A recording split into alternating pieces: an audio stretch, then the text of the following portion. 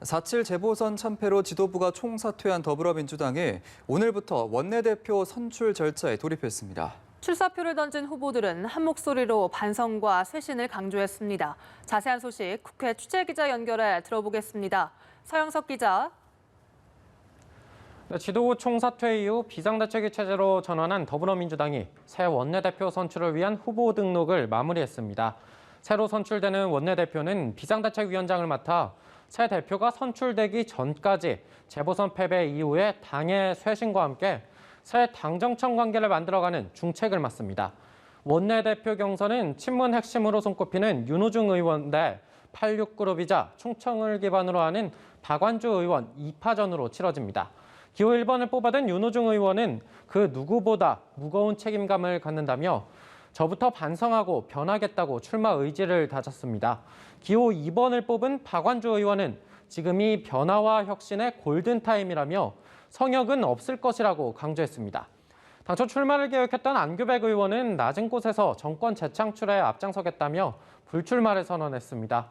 내일과 목요일 두 차례의 토론을 거치고 나면 이번 주 금요일 바로 민주당 소속 의원 174명의 투표로 원내대표가 결정됩니다. 지난주 2030 의원들이 반성과 쇄신을 요구하는 내용으로 입장문을 발표한 뒤 초선 오적 논란 등 여진이 계속되고 있는데요. 오늘 비대위 회의에서 나온 도종환 비대위원장 발언 같이 듣겠습니다.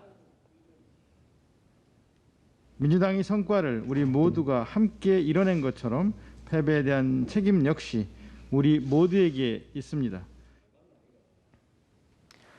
네, 도 위원장은 앞으로의 변화 과정은 서로에게 상처를 주는 방식이 아닌 함께 토론하고 실천하는 혁신의 길이 될 것이라고 밝혔습니다.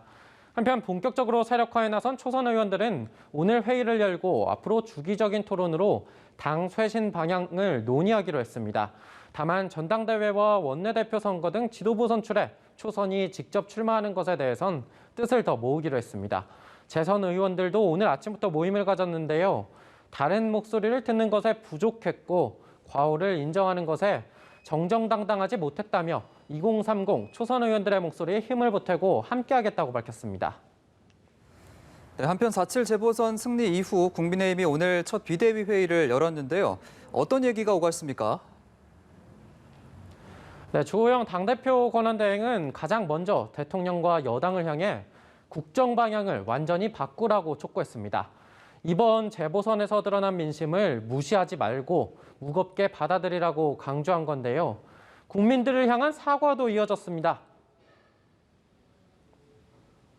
자세를 더 낮추고 국민 앞에 겸손하게 다가가도 모자랄 판에 당의 변화와 쇄신의 노력에 찬물을 끼얹는 용납할 수 없는 일입니다.